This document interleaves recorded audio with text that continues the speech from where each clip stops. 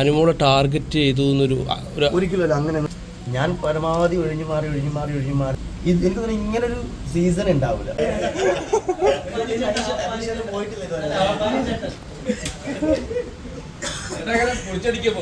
ഇന്നലെ ഫിനാലെ തകർത്തു, അടിപൊളിയായിരുന്നു. നിങ്ങൾ കണ്ടില്ലേ?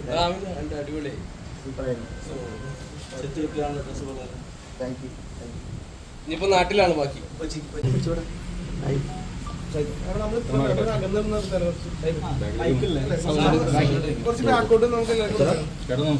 നമസ്കാരം. ഈ ബിഗ് ബോസിന്റെ ഫൈനൽ കഴിഞ്ഞിരിക്കുകയാണ്. അനുമോൾ വിന്നറായിരിക്കുകയാണ്. വലിയ സന്തോഷം, നല്ല സന്തോഷം. അത് ലഭിച്ചല്ലോ, വലിയ സന്തോഷം. നന്നായിട്ട് സ്ട്രഗിൾ ചെയ്തു അവിടെ ഷോയിൽ. എല്ലാ ഷോയുടെ ഭാഗമായിട്ട് നടന്ന സംഭവങ്ങളാണ് ഇതിനകത്ത് സംഭവിച്ചിട്ട്. അപ്പോൾ ഫൈനലി അവൾ ആഗ്രഹിച്ചതുപോലെ തന്നെ അവൾക്ക് ട്രോഫി കിട്ടി. ഞാനും ആ സന്തോഷത്തിൽ പങ്കുചേരുന്നു. ചേട്ടാ, ഈ ബിഗ് ബോസ് സീസണിൽ എടുക്കുമ്പോൾ ഏറ്റവും കൂടുതൽ ഫ്രണ്ട്ഷിപ്പിൻ്റെ ഒരു സംഭവം എന്ന് പറഞ്ഞാൽ ചേട്ടൻ അക്ബർ അങ്ങനെ ഒരു ടീമിൻ്റെ ആണ്. അത് പുറത്തിറങ്ങിയതിനു ശേഷം അക്ബർ കരയുണ്ടായി. ഇപ്പം ശരത്തേട്ടൻ പോയ സമയത്ത് ഭയങ്കര കരച്ചിലൊക്കെ ഉണ്ടായി. എങ്ങനെയാണ് നിങ്ങളൊരു ബോണ്ട് എങ്ങനെയാണ് നിങ്ങൾ? അറിയില്ല, അത് ഞാൻ പറയട്ടെ, നമ്മൾ ഫ്രണ്ട്ഷിപ്പ് എന്നൊക്കെ പറയുന്നത് നമ്മൾ ക്രിയേറ്റ് ചെയ്യുന്ന സാധനമല്ലല്ലോ. അറിയാതെ അങ്ങ് ഫ്രണ്ട് ആയതാണ് ആക്ച്വലി. ഇപ്പം എനിക്കാണെങ്കിലും എനിക്കായി പോയപ്പോഴാണെങ്കിലും തിരിച്ചു കയറുമ്പോഴാണെങ്കിലും എൻ്റെ ഉള്ളിൽ ആകെ ഒരു ആഗ്രഹം എന്ന് വെച്ചാൽ അവനെ ഒന്ന് കാണണം, അവനൊന്ന് കെട്ടിപ്പിടിക്കണം, അവൻ്റെ കൂടെ കുറച്ച് നേരം ഇരിക്കണം, സംസാരിക്കണം എന്നുള്ള ആഗ്രഹം ഉണ്ടായിരുന്നു. സോ എനിക്ക് ബിഗ് ബോസിൽ പോയിട്ട് കിട്ടിയ എൻ്റെ പ്രിയ സുഹൃത്തിന് ആശംസകൾ. അവനും വിജയിച്ചു. അവനും എൻ്റെ മനസ്സിൽ അവനും കപ്പുണ്ട്. അവനും ഈ പറഞ്ഞ പോലെ നല്ല ഗെയിമറാണ്. അക്ബർ ആണെങ്കിലും അനീഷും എല്ലാവരും ടോപ്പ് 5-ലെത്തിയ എല്ലാ ആൾക്കാരും നല്ല ഗെയിമേഴ്സ് തന്നെയാണ്. എനിക്കൊരു സ്പെഷ്യലാണ് എൻ്റെ ദിവസം എന്ത് പറഞ്ഞാലും അക്ബർ. ഈ ബിഗ് ബോസിൽ ഇപ്പോൾ അനുമോൾക്ക് വോട്ട് കിട്ടാൻ കാരണക്കാരി ശൈത്യാന്ന് പുറമെ ഒരു ധാരണ എല്ലാവർക്കും തന്നെ ഉണ്ട്.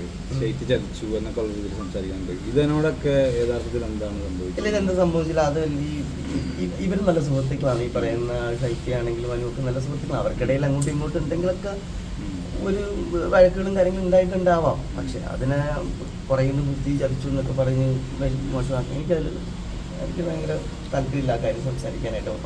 മൊത്തത്തിൽ ഗെയിം കഴിഞ്ഞു. നിങ്ങൾ ആലോചിച്ചു, ഗെയിം കഴിഞ്ഞു. എല്ലാവരും ഇന്നലെ വളരെ സന്തോഷത്തോടു കൂടി എല്ലാവരും നിന്നും ഇത് ട്രോഫി കിട്ടിയപ്പോൾ എല്ലാവരും അതിൽ സന്തോഷത്തിൽ പങ്കുചേർന്നു. അനീഷിനെ കെട്ടിപ്പിടിച്ചു എല്ലാവരും.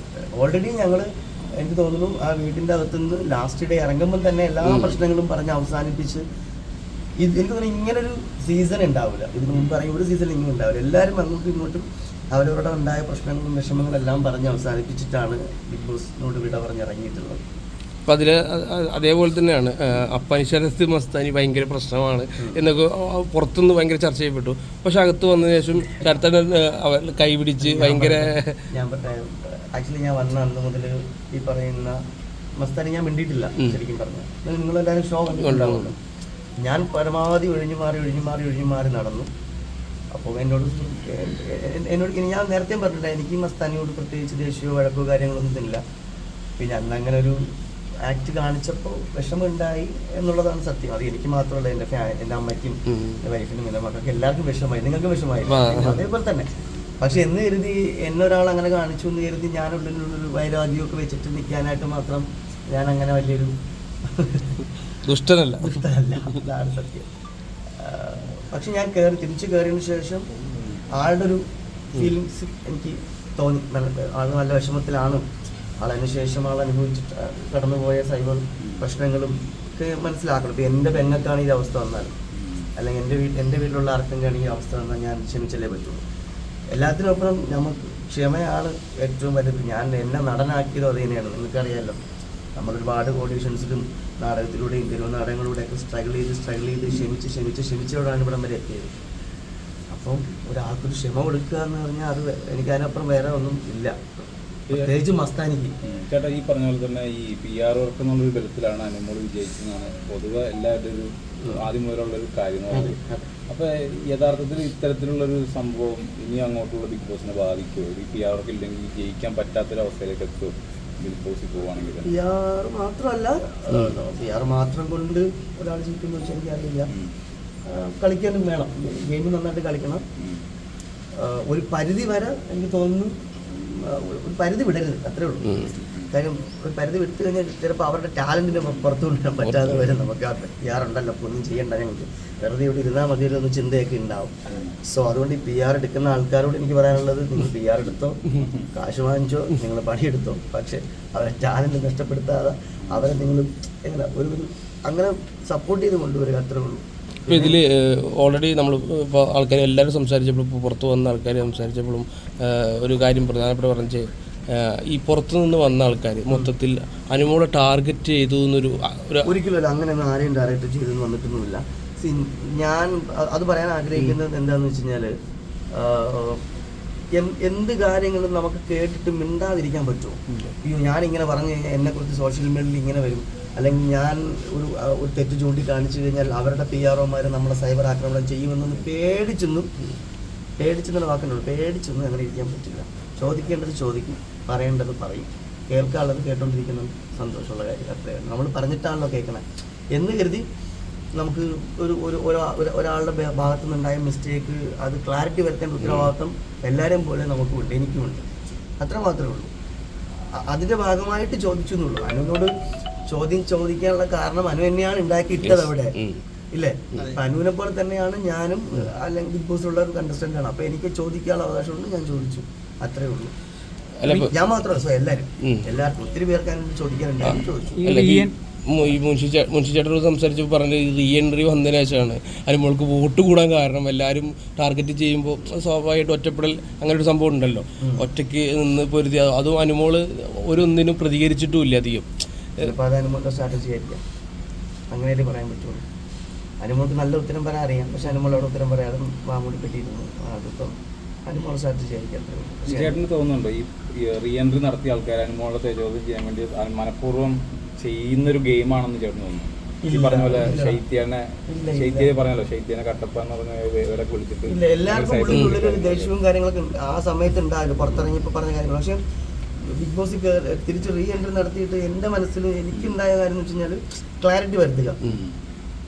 നിങ്ങൾ പറഞ്ഞത് തെറ്റാണ്, അതിലെന്താണ് ശരി, അങ്ങനെ ശരി ഉണ്ടെങ്കിൽ നിങ്ങളത് എവിടെ എന്താണ് റീസൺ, അങ്ങനെ പറയാനുണ്ടായ റീസൺ എന്താണ്, അതൊന്ന് ക്ലാരിറ്റി വരുത്തുക എന്നുള്ള പ്രത്യേകിച്ച് ഒന്നുമില്ല. അങ്ങനെ പ്രത്യേകിച്ച് ഒരാൾ നിങ്ങൾ കണ്ടില്ലേ, ഞാനും അവനും എന്തോരം തമാശ കളിച്ചു, എല്ലായ്പ്പോഴും ഞാനും അവനും വഴക്കുണ്ടായിട്ട് ആ വീട്ടിൽ വേറെ സംസാരമുണ്ട്.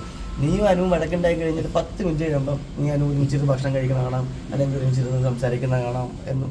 എനിക്കങ്ങനെ പ്രത്യേകിച്ച് അനുവിനോടോ അല്ല ആരോടും ദേഷ്യവും കാര്യങ്ങളില്ല. പിന്നെ ക്ലാരിറ്റി വരുത്തണമല്ലോ, നമുക്ക് ചോദിച്ച് മനസ്സിലാക്കണത് എന്താണ് റീസൺ, അത്രേ ഉള്ളൂ. അല്ലാതെ ആരെയും ടാർഗറ്റ് ചെയ്തിട്ടൊന്നും അല്ല കയറിപ്പോയി.